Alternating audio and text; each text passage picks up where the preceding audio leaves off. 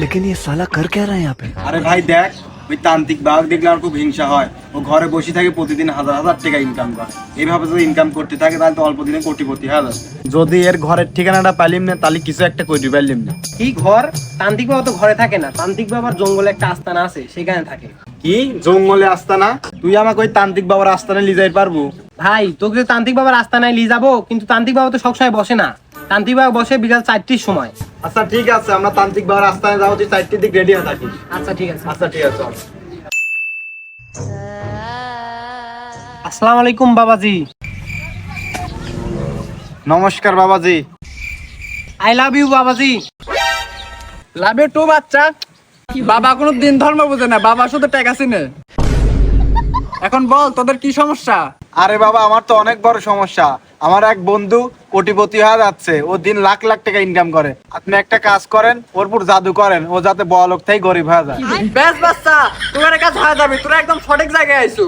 আর তোরা একটা কাজ কর, তোর বন্ধুর বাড়ির আঙিনায় থেকে 1 মুঠ মাটি নিয়ে আসবো, আর শোন সাথে 20,000 টাকাও নিয়ে আসবো।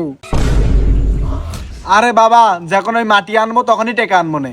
তোদের ইচ্ছা। আচ্ছা ঠিক আছে বাবা। এই যে বাবা মাটি। আর টাকা? ঠিক আছে বাবা, দিচ্ছি। এই নেন বাবা, পুরা 20,000 টাকা। ঠিক আছে, তোমার কাজ হয়ে যাবে, এখন যা।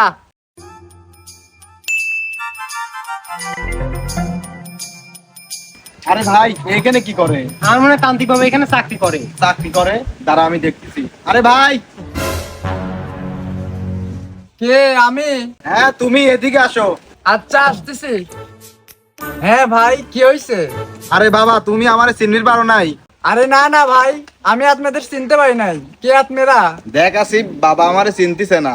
আরে বাবা, আমরা সেই 20,000 টাকার লোক, যে আমার বন্দুক বড়লোক থেকে গরিব বানা দিতে চাইছিলে। আরে শালা, তোরাই সেই লোক। তোরা দুইজন যেদিন থেকে আমার জীবন আইছিল, সেদিন থেকে আমার জীবনটা একদম তছনছ হয়ে গেছে, পুরাই অন্ধকার হয়ে গেছে।